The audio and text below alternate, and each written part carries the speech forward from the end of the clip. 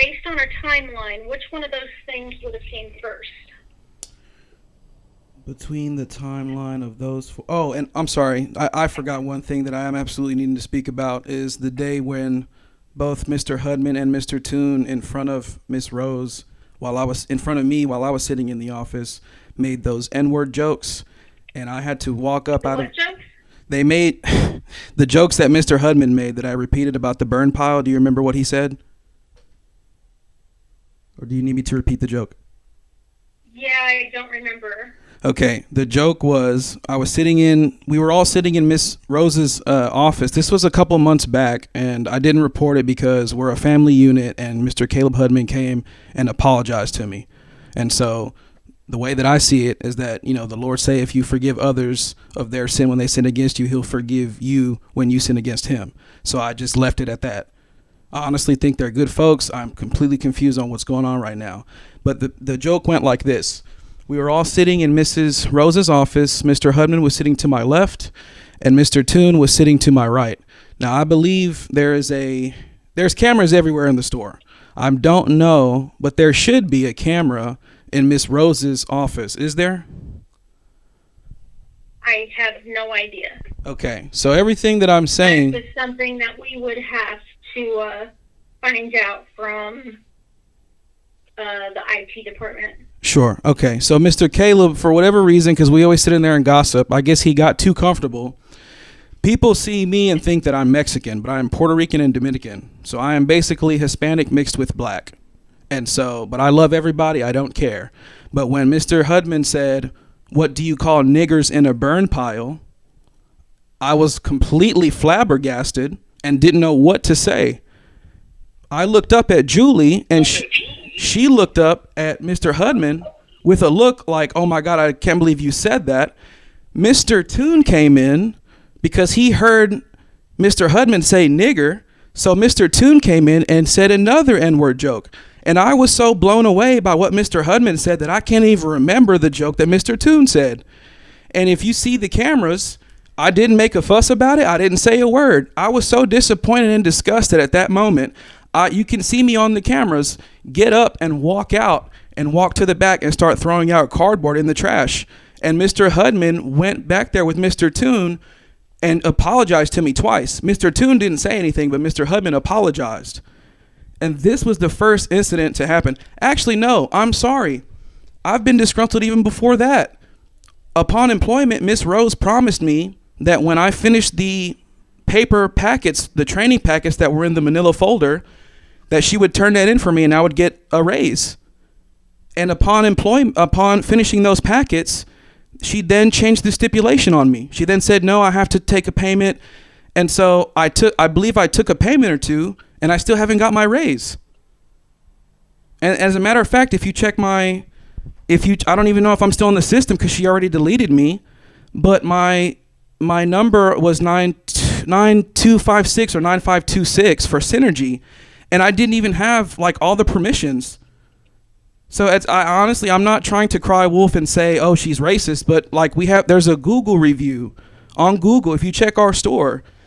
And the review, it seems like the person that wrote it, may not be the most literate, but that doesn't matter. People are still people, and people are saying that they're getting racist vibes. I've heard of it, and they didn't shut up about how much they couldn't stand the last DT before me, and now it makes sense.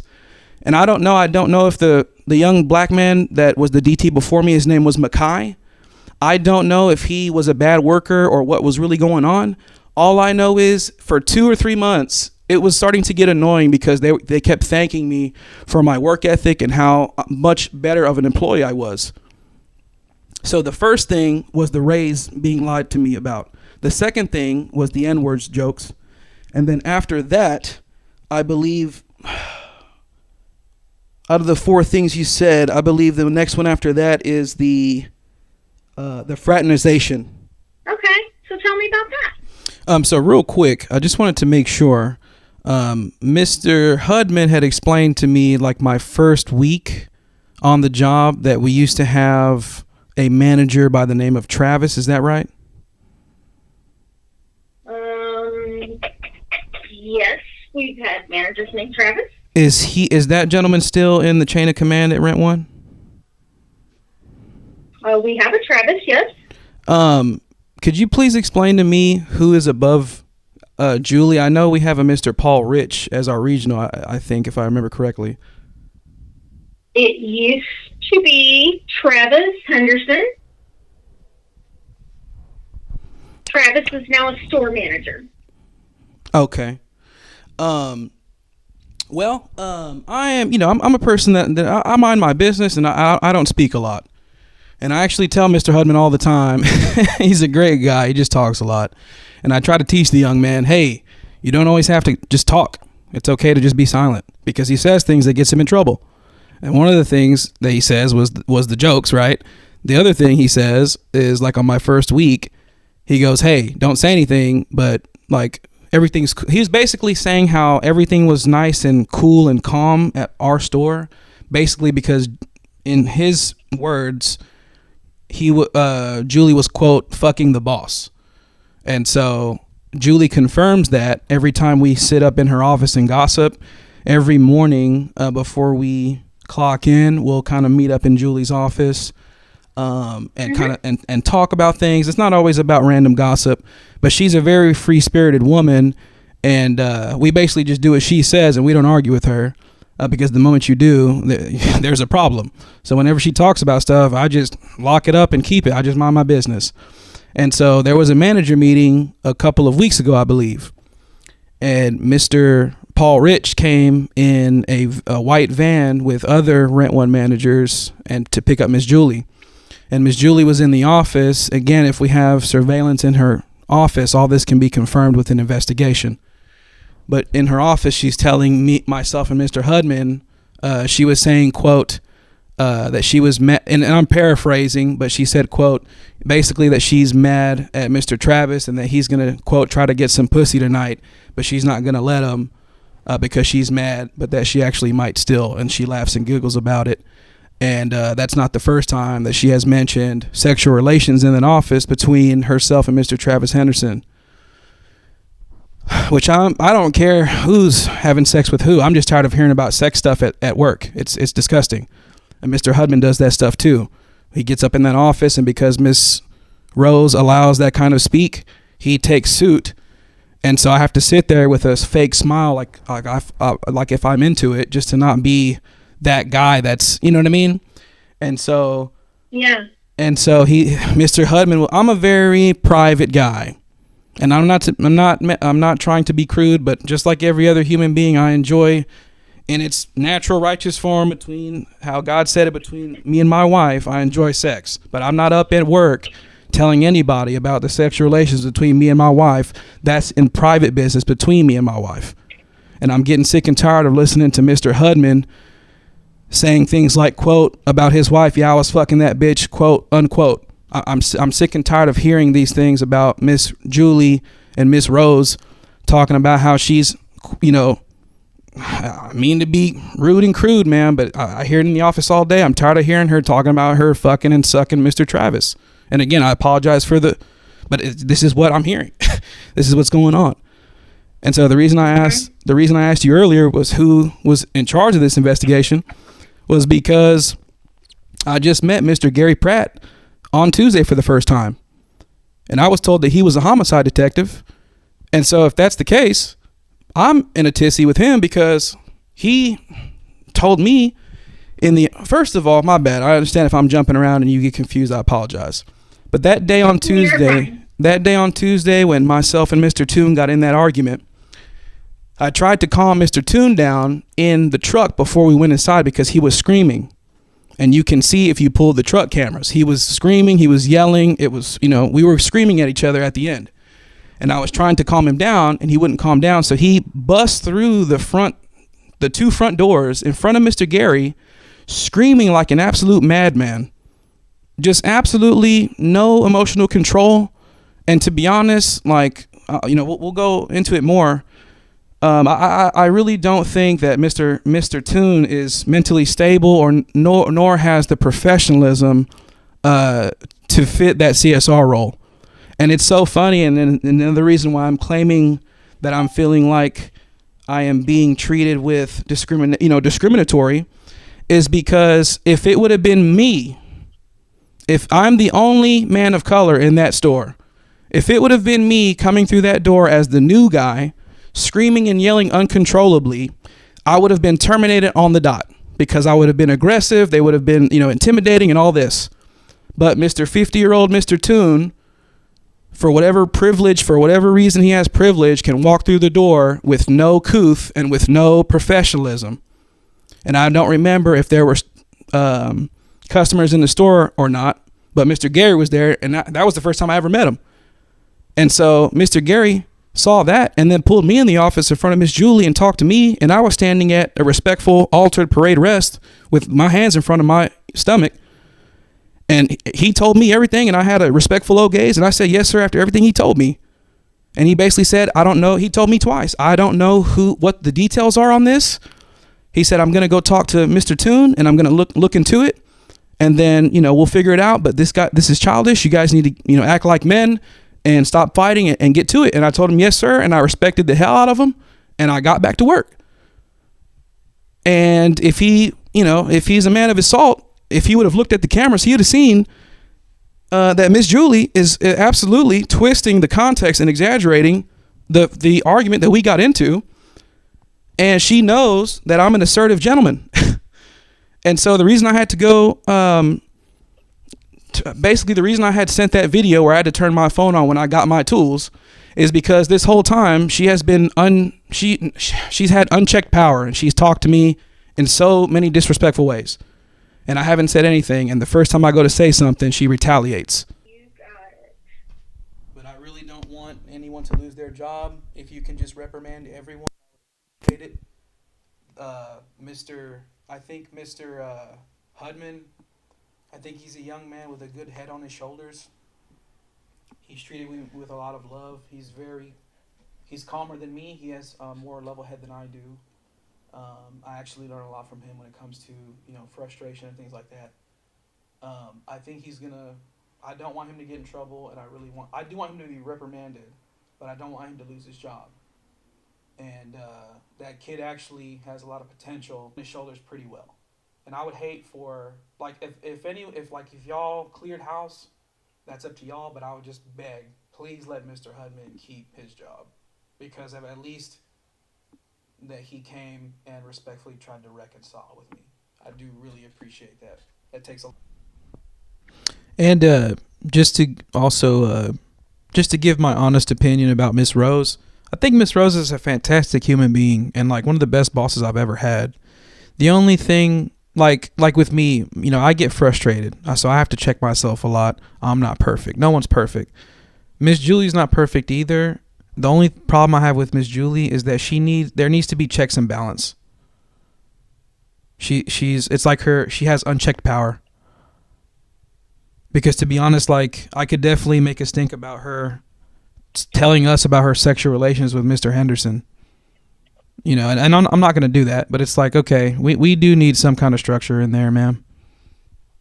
Somebody needs to sit her down. Because she slanders Mr. Paul Rich all day. It was about 2 weeks ago, Mr. Paul Rich came down because our store, like I said earlier, we're just really slow. We've been struggling. So Mr. Paul Rich came down with a couple of flags and a banner that we put in the front yard so we could get some more traction. And this whole time I've been working for Rent One, I've had a really bad and low level opinion about Mr. Rich because of how bad that Miss Julie has slandered him.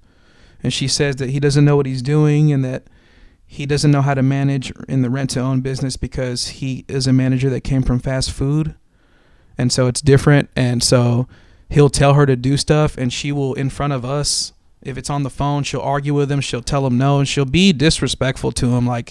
It's crazy that I went in there, with my head down, halfway cute, took the bass out my voice, almost had to castrate myself to even talk to her about it, gave her the utmost respect.